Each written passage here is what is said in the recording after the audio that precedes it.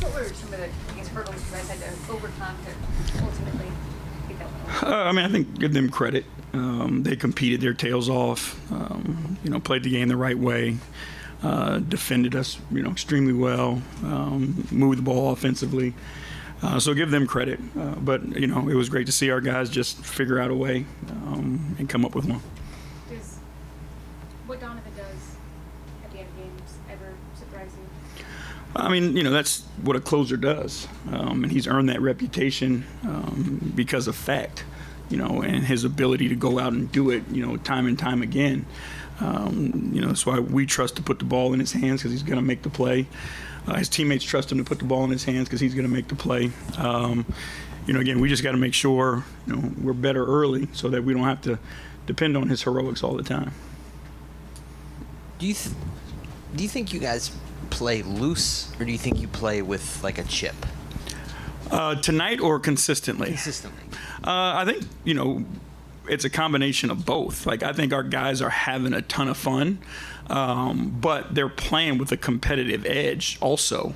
And that's kind of where they get the joy from, is that competition, that selflessness, that doing it together, the want to prove people wrong, all those things, but they enjoy it and have fun. So I think it's a combination of both those things.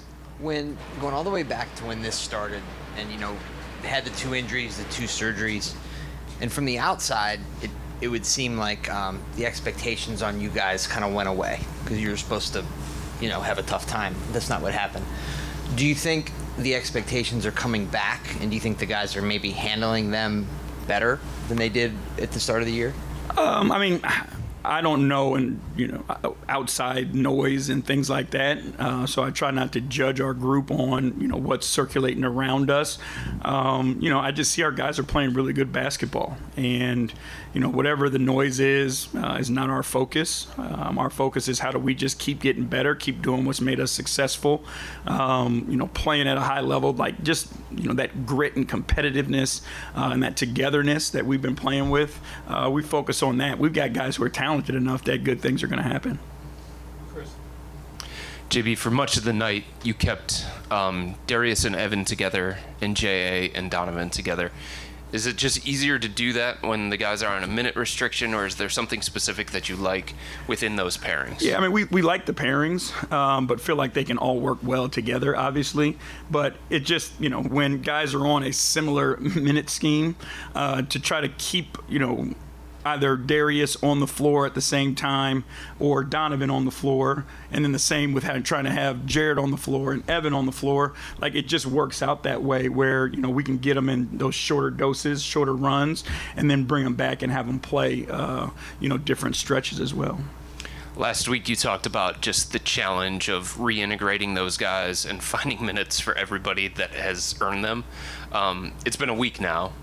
What has your view been of that process? It's not easy. We night by night we have difficult decisions to make, and the hope is, and what I expect is, guys understand that we're just trying to do whatever it takes to help the team win.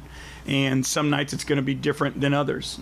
So, again, not easy. Not easy on the guys, but again, it speaks to, their character and their commitment to one another. That, if it's a certain guy's night, we're going to let that guy go and see what happens. Do you sense being around the team as much as you are that the guys do understand the reality of the situation? Yeah, I believe so. I don't think it's always easy because these guys are competitive and they want to be on the floor and play.